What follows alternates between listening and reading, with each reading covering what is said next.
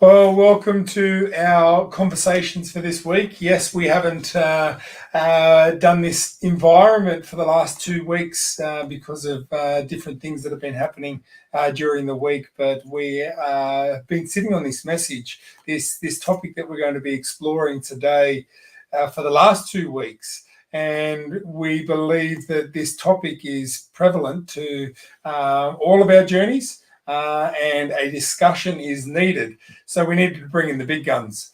Dan. So Dan's going to be joining us today. He might be young, but he has a wealth of knowledge and wealth of experience. And when we were deciphering earlier this morning which way, in which direction should we go, during a discussion, it was like Dan needs to be involved in this. So for those that haven't joined us before, Conversations is literally a platform for you to be interactive with, for you to comment and feel free to comment when it comes to the topics or anything that you may hear. It's a fly on the wall experience where we're going to have a discussion. It's going to be as spirit-led as possible. And hopefully something that you may hear, you could either input into or you may actually even want to affirm it or encourage something or encourage someone. It's completely up to you. Just let the spirit flow during your experience of this as well. So today, what we're going to be speaking about, and I don't think it's just going to be for today, I think it's going to be for the next couple of weeks coming, is what does it mean to be a disciple of Christ? What does it mean to be a disciple of Christ? And in that, we've broken it down into three like subcategory sort of things, because that's a big topic when you look at what does it mean to be a disciple of Christ in the now, because we can get so much information from his actual disciples when he walked the earth. But what we're looking at today, and it may actually even go on to 2 weeks, is that notion of slow, the posture of being slow and intentional, and allowing our doing to come out of our being.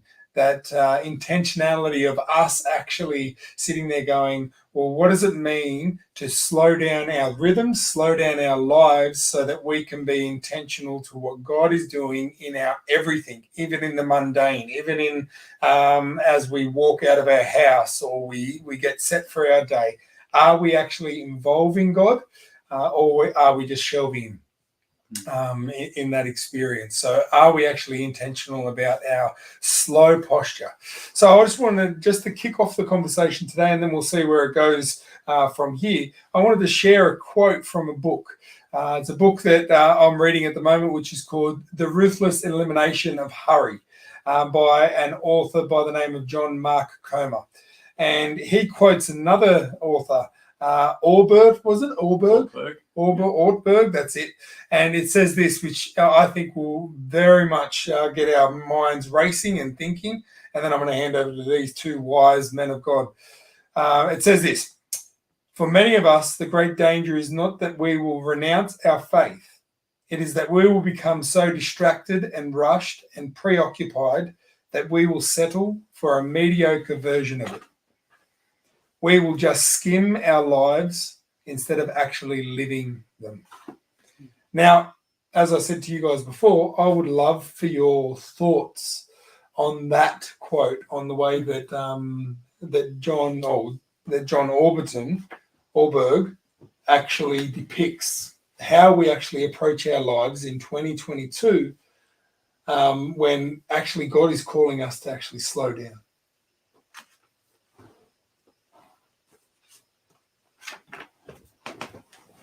I think for me, one of the things instantly that came up is when you driving too fast and then all of a sudden there's like a cool animal on the road or something, and your dad or mum go, look, watch, but you miss it because you're going so fast. You miss that little detail, that little something.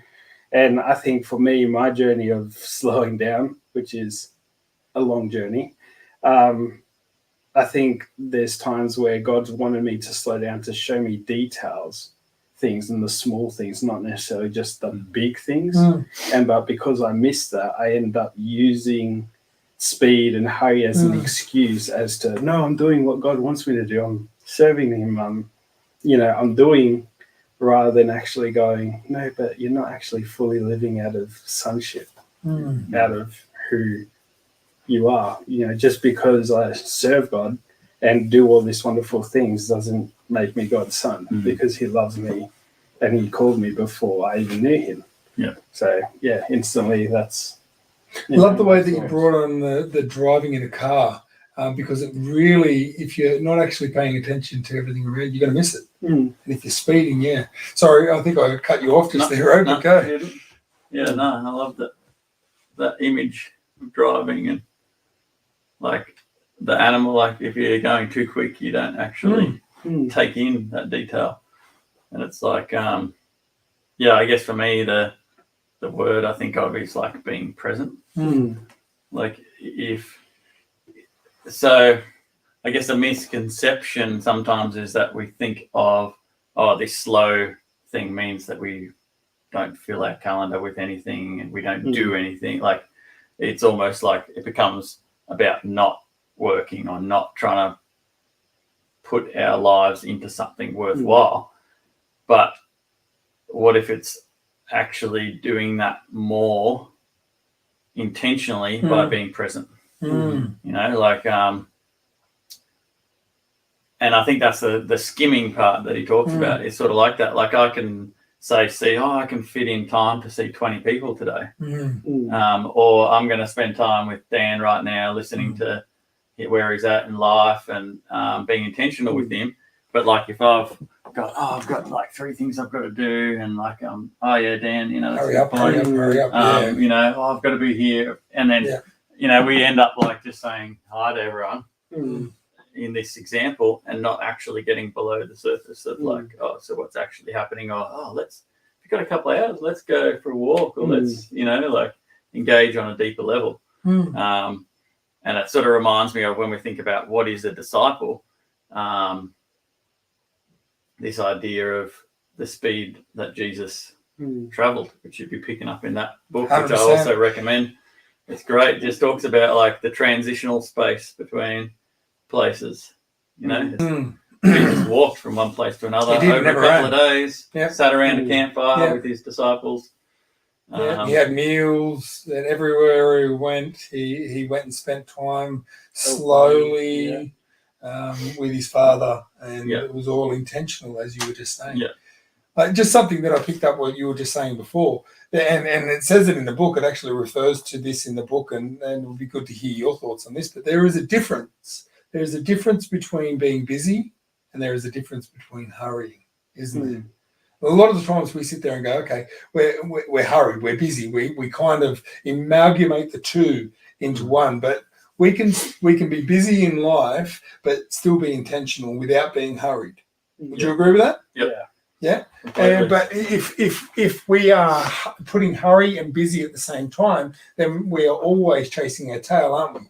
And that's not just with relationships. That's not just with the things that we have to tick off the checklist or the calendar, but it's also with the relationships that we're forming, both with physical people and also with God himself. Yep. And there's like, when you say that, it's not about not being busy. It's about not being hurried or harried, as I think he calls it. Harried. So Jesus still did things with his life. He wasn't just a hermit. He still engaged with people, but his not being too busy actually let him travel deeper with people, which we'll go into deeper later on in this series of what is a disciple. But where do we have to slow down in that sense? And I thought when you talked about that as well, the difference between busy and hurry, I thought about our calendar, and I think he mentions in there at some point as well, it actually takes more organization to be less hurried. So we think that so to be less hurried means I don't have a calendar, I just go with the flow, maybe there's a sense in which we have to let go of the calendar a little bit when it becomes like something we live for, or something that we let dictate our life. Yeah. But it's like, what if the calendar helps us put boundaries around and go like, okay, this day here, actually that's blocked out. Oh, okay, are you free this? No, sorry, that's my day with God, or my day with family or friends, or organizing our life, like Morgan would say. Morgan Schneider, that is. Yeah. Morgan Schneider. What does he say? Exercise, like a high level of purpose in the way that we organize our life, not just let it just happen the way it happens. Yeah, I think you look at the disciples and even Jesus, the rhythm. There was a rhythm, even though he was busy, there was a rhythm or a method in the way that he was busy, an intentionality of, I'm going to preach to people, I'm going to perform miracles, but I also need time to rest.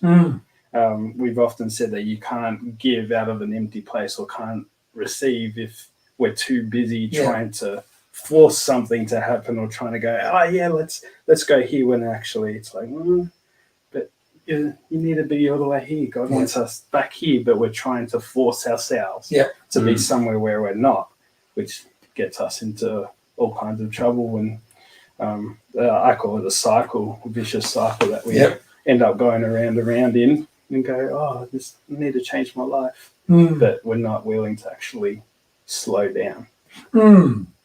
Yeah, no, I love that. And as you were just talking about Jesus modeling to his disciples, it took me back to one of my favorite postures of Jesus was when they were in the boat and the storm arose and he was asleep, and the disciples turn around and go, how can you be asleep? How can you sleep during this storm? So there was a storm happening and they were anxious, and you can only just imagine what they were going through, and here's Jesus sleeping. And what was his response afterwards? Like, you have little faith. Like, so if in his invitation of being slow is actually God going, hang on, I can handle this for you.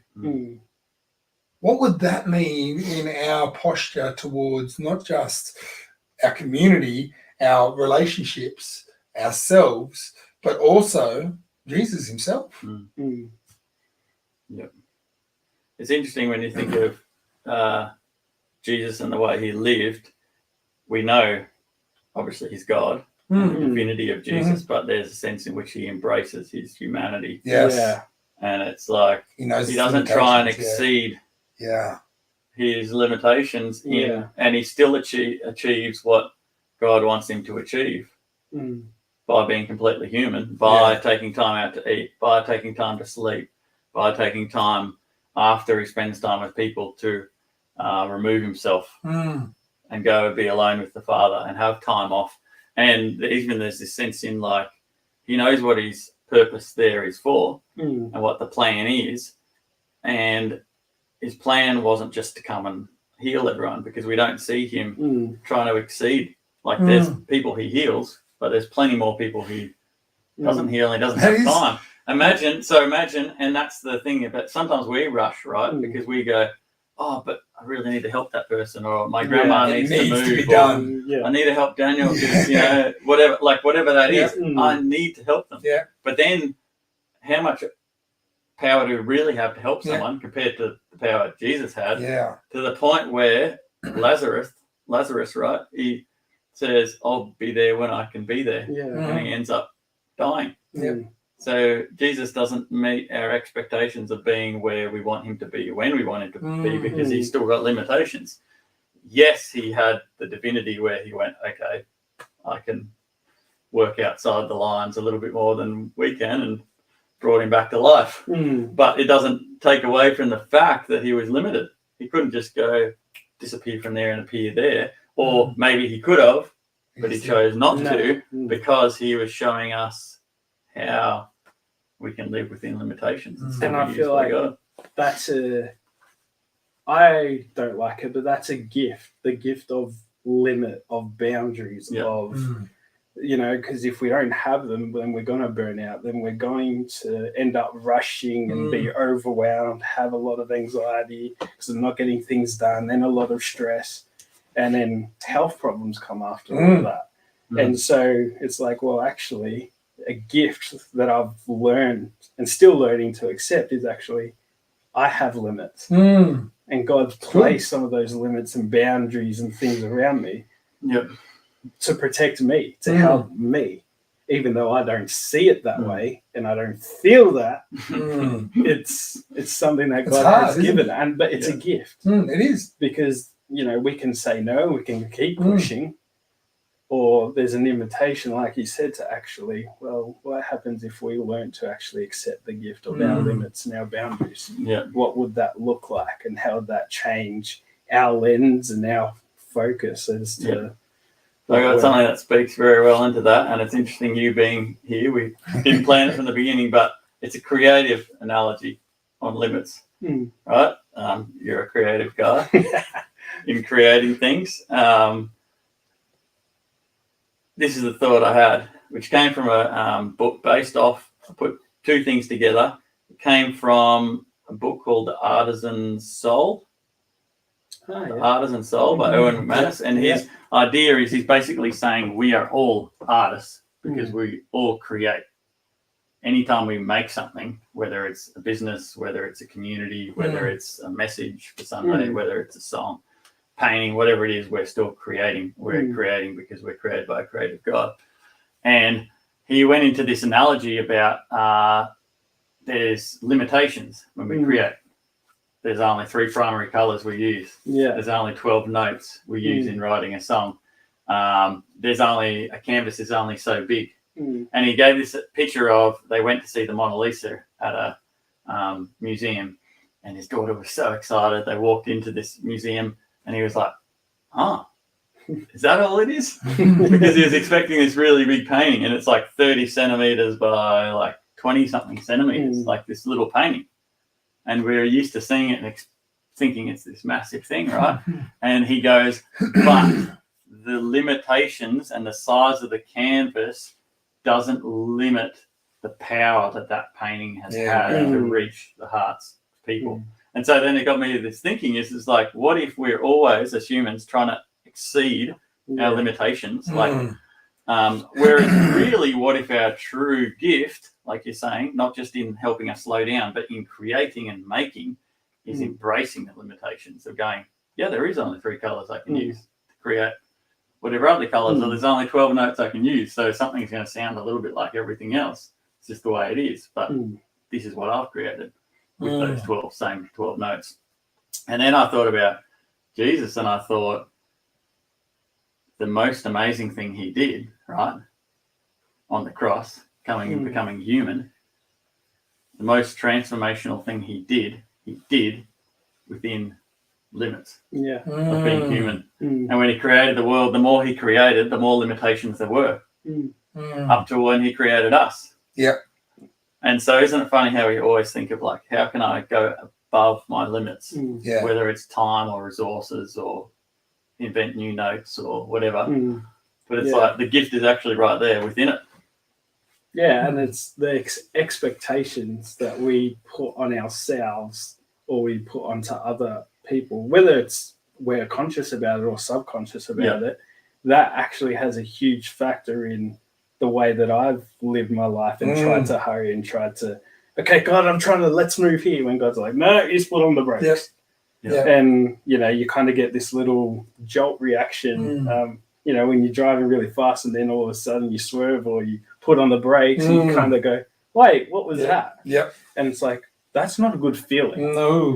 In terms of what inward and what happens inwardly, because your body kind of goes into shock. But I thought I was doing it for you, and you start making all these, I don't know, excuses, I'd call them, as to why you thought you were right, when actually it comes down to you were expecting more than what your Father expects of you. Well, you just brought up a really good word, and Rohan's used it before, expectations. Now, you guys have used it both in a different analogy, but what I'm sitting here as I'm listening to you guys speaking is, do we as humans put expectations on God when Jesus, he was said to his disciples, come. So maybe we're sitting there going, we're trying to work outside the limits, thinking that we have the right answers or the correct environments, and then we're trying to get Jesus to come along and we're expecting him to actually fill or catch up to us. But yet Jesus is actually saying, come. He's already there where he wants us to be, where we're trying to chase our tails, trying to get to where we think Jesus is. Yeah. Does that resonate? Yeah. It's like we meet him in our limitations. Yeah. Yeah. Like Paul says, in your weakness, you are strong. You know, it's not when we can do stuff and when we're strong. It's actually the limitations of, I can't be enough to enough people. I can't fix things. I can't, you know, be enough in myself to lead people or attend to people's needs or stop their hurt. All of that. Look, there's something that as Christians, we always say, is that Jesus meets us where we are. Maybe there comes a point where when we become aware of our relationship with God, that we need to meet Jesus where he is. And that is in those slow down places, those places where it's less distracted, less hurried. It is a slow place where we can be attentive to ourselves, our inner beings, our breathing, our situations. Because what happens when you used to be a fireman? What happens when you run into a fire and you don't have a plan or you don't know what you're running into? There's that level of anxiety, isn't there? But yet when you know it's a training event, you know exactly what's happening, what happens to the anxiety? Yeah, you can think more clearly. 100% you can. Yeah. And you actually probably end up doing more, like achieving more than you would if you're in that hurried state. Like, what do I do next? What do I do next? And I think it's just worth reiterating again for those that this is a bit of a new concept, maybe, the slow down, that it's not about what you do and how much. Like, it's not that tangible. It's what's underneath that. Yeah. So what's underneath the hurry, is there this sense of like, it's up to me? Yeah. Like, do I have to get it done? In which case, is it coming out of a union and identity with Jesus where we're following and being molded by him, or is it coming out of us trying to be enough or us to do enough? Because ultimately, and it comes, as I said before, like the fixing, like it's within our limitations. When we acknowledge that we can't fix someone, we're freed up then when it's not up to us to go, what are you asking me, Father? The way that Jesus sees, he says, I see what the Father is doing. Like he joins in, Jesus joins in with what he sees the Father already doing. So where's our place to join in? Like, it's not up to me, but it's a privilege that he involves me in what he's already doing. And it's up to him.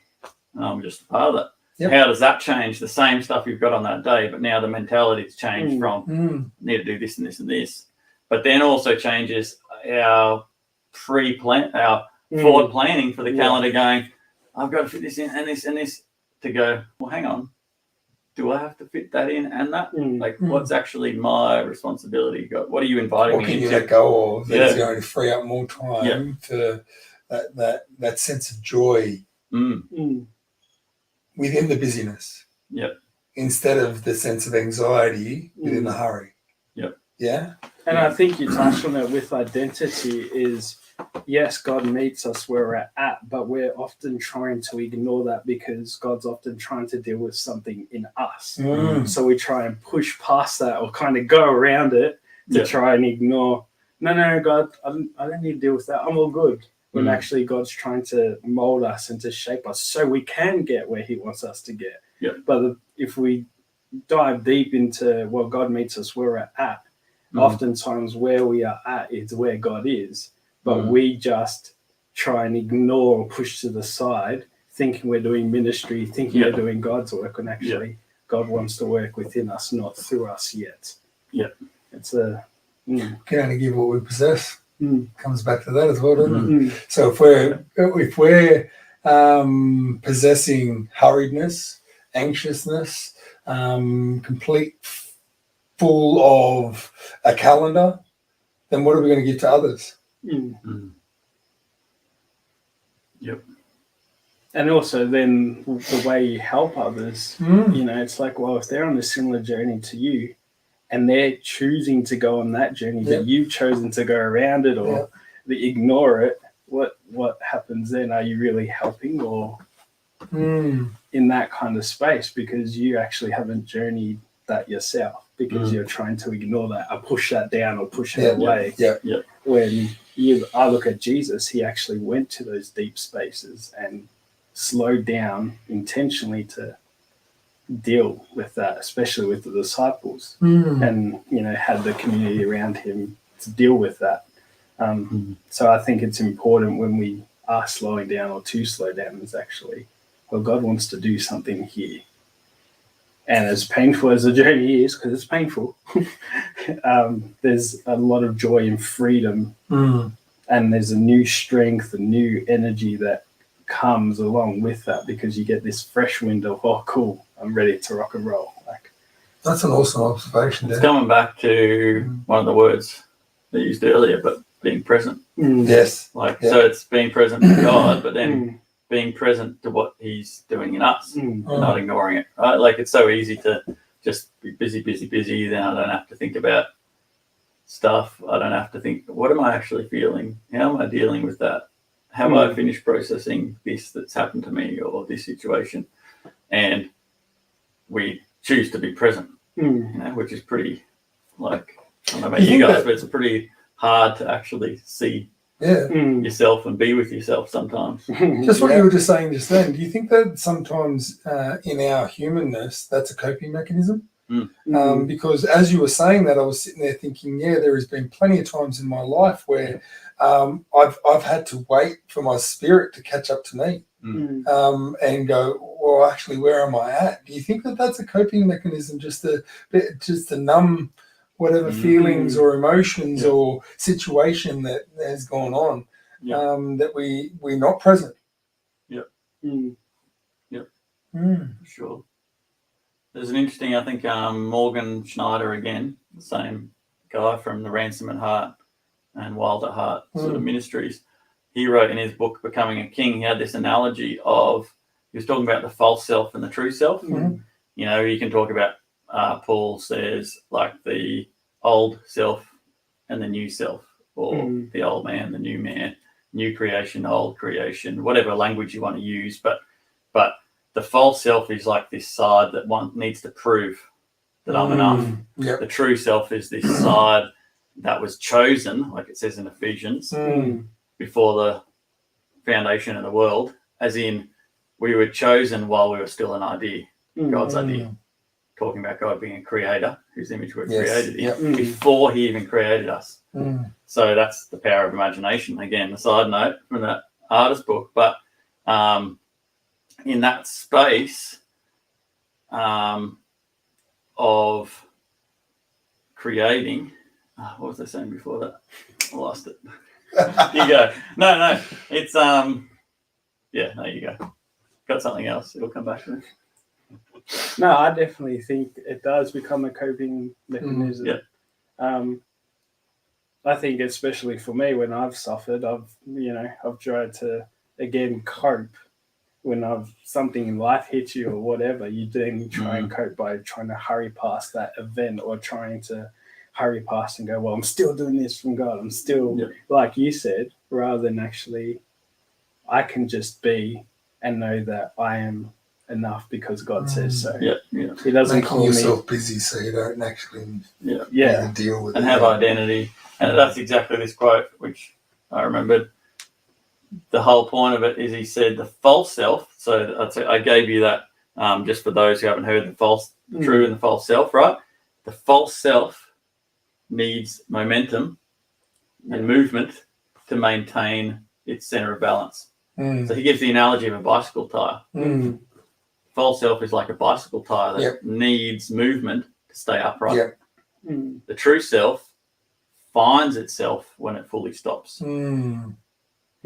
So when you that's a good fully analogy. stop and lie down, you'll come back to the center Yep. of who God is. Yep. Right? And if that personality or that part of you needs to keep moving, now I go in my life, why does that bit of me need to keep moving? Maybe that's a construct that I've created in my false self and my sinful nature that wants to be enough, that wants to prove myself, that wants to, you know, make something of myself. Again, we talked about words the other day. We've been talking about behind the words. It wants to prove words spoken over us wrong. You know, no, I'll prove them wrong. Yeah, well, that was my experience. Yeah. I shared that on Sunday, just in the sense of it shaped the way that I actually did my whole career. Was because of somebody saying something. Yep. And I wanted to prove them wrong. Yeah. Was what it was. I think, look, as I said, we could go into this, and I think this is going to be another session. But I wanted to thank you, Dan. Thank you for your wisdom, and thank you for your input, because I think there was a purpose for you being here because of the way that you were able to posture yourself. So thank you so much for that. Thank you for all that are joining us live, as well as that afterwards as an after fact. If there's any comments that you want to make, feel free to put them in the chat.